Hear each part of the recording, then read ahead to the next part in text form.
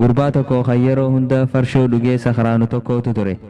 Guyyaa tokko hiriyoota isaa gara mana isaatti farshoo isaa wajjin dhuganii akka bashannaniif jecha mana isaatti afeereen.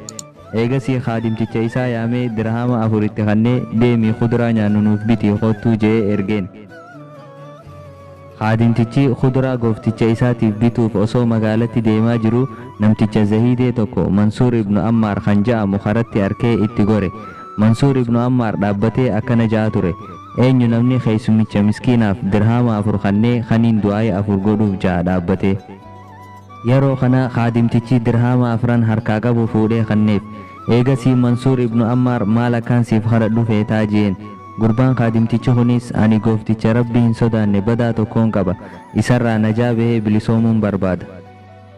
Lammaffaa dirhama 4 qabaachuun fedha. Sadaffaa gooftichi kiyya toobatee akka Rabbiin toobaa isarraa qeebaluun barbaada. Afraffaan Rabbiin anaa fi goofticha kiyya akkasuma atii fi nama cufaaf dilii teenya akka nuuf araaramuuf du'aa naaf godhii jeen.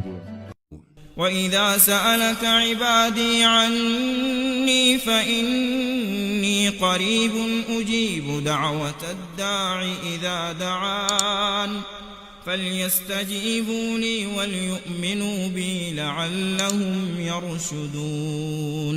منصور ابن عمار دعاء أفرني قريب. Eegasii khaadimtichi kun osoo kuduraa goofticha isaatiif hin bitin harka qullaa gale. Yeroo kana gooftichi isaa aaree hanga ammaa eessa turte? Mee kuduraan bitte jee loleen. Khaadimtichi kun waan karaa gubbatti isa mudate himeef du'aa 4 dirhama 4 akka jijjire wayita himuuf dallansuun goofticha isaa tasgabbooytee maali du'aan teetan duraa jee gaafateen. Du'aan tiyatan duraa akka ati na bilisoomsituu jeen. Gooftichi isaatis ani Rabbiif jecha si bilisoomseetiin jira. Ati har'arraa eegalee bilisa. Du'aan teetan lammaffaa ta'u maalii jeen. Gurbaan khaadimaatis du'aan tiyatan lammaffaa dirhama 4 qabaachuudha jeen. Gooftichi isaatis dirhama 4,000 siif kenne du'aan teetan sadaffaa ta'u maalii jeen. Khaadimtichi Rabbiin akka toobaa ta'e sirraa qeebaluu jeen. Yeroo kana mataa qaqqabatee qalbiin isa cabtee boo'itti seene. Eegasii qalaasa farshoo harkaa qabu darbe. Ani ammarraa eegalee toobadheetiin jira. Amma booda gama badiitti hin deebi'u jeen. Eegasii du'aan teetan afuraffaa maalii jee gaafateen. Khaadimtichi isaatis du'aan tiyatan afuraffaa Rabbiin subhaanahu wa ta'aalaa anaa fe'ati akkasuma nama cufaafuu akka araaramuu jeen. Gooftichi isaa tuntiyyaa miti. Tuni garuu tan Rabbii guddaa ol taheeti. Rabbii rahmata namaaf godhee araaramuuti jeen. Duba halkan wayita rafutti jiru manaama yookaan abjuu keessatti lallabbii tokko dhagee. Lallabbiin tun akkana jetti. Ati waan godhuu qabdu gootee jirta. Nutis waan godhuu qabnu kan hin goone seetaa. Rabbiin sii fi gurbaa khaadimaa kan bilisoomsite. Akkasuma Mansuur ibnu Ammaarii fi ummata hundaafuu araaramee jira ja'aniin. قل يا عبادي الذين أسرفوا على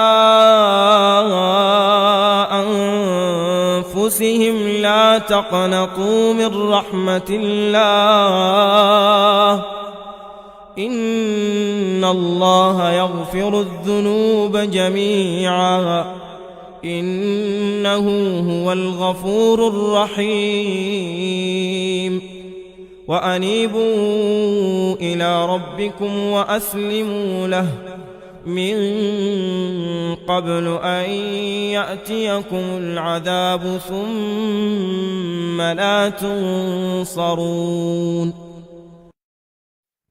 Assalamu alaikum wa rahmatullahi wa barakatuh. Kabajamtoota daawwattoota chaayinaala Odaa Neeshin. Viidiyoo kanarraa barnoota guddaa akka fudhatan shakkiin qabu.